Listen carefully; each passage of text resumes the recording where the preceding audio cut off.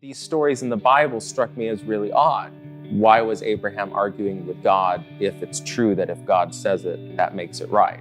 Why is Moses arguing with God if that's what makes it right?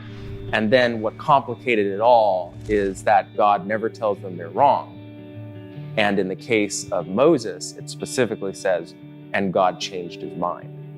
Now, everybody has struggled with these texts in various ways or forms, but they usually are struggling over these texts in regards to God changing his mind. That's usually where the emphasis is. For me, it was the arguing part that I thought should be getting the emphasis.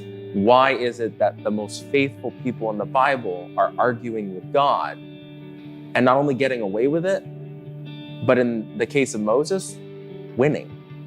That just struck me as something that made me say, I really should investigate this. And so this book kind of grew out of that desire to explore what does it mean to argue with God? What does it mean to say no to God? And how could that potentially reveal how to be a Christian in the 21st century? I'm here with Matthew Courtman, and we're here to talk about his new book. What's the title of the book, Matt? The title of my book is Saying No to God. So in this book, I really tried to take a middle-of-the-road approach. I tried to look at what was missing, where was the middle ground? And I tried to find that by looking at stories in the Bible of characters who would hear God tell them something, and then they wouldn't necessarily do it.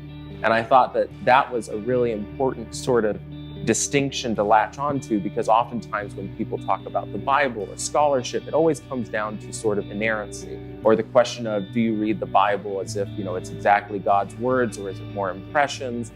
And I found that these kinds of stories were really unique because it kind of undermined the whole premise of inerrancy.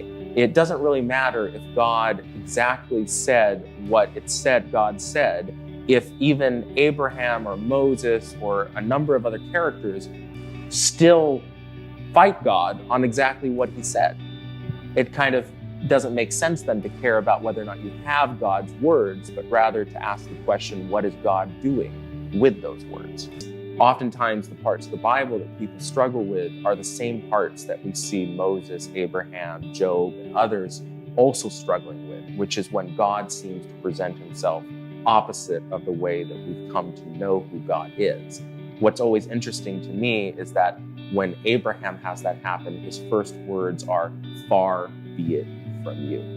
What does that tell me? It tells me Abraham believes he already knows who God is, and he's calling God out for not seemingly being who he is. Same with Moses, who also says that. And so it begs this question that there's something deeper about the character of this God in Scripture than whether or not his commands are authoritative, but rather whether or not his heart is understood. And that's what I really hope that people take from that, and that all the rest that's in the book about biblical scholarship, about authorship, about inspiration, about bibliolatry, all these things ultimately comes down to Jesus, the character of God on display for humanity. That's really where I hope it comes down for most readers. Matthew's book, Saying No to God, will be available on Amazon and other available retailers.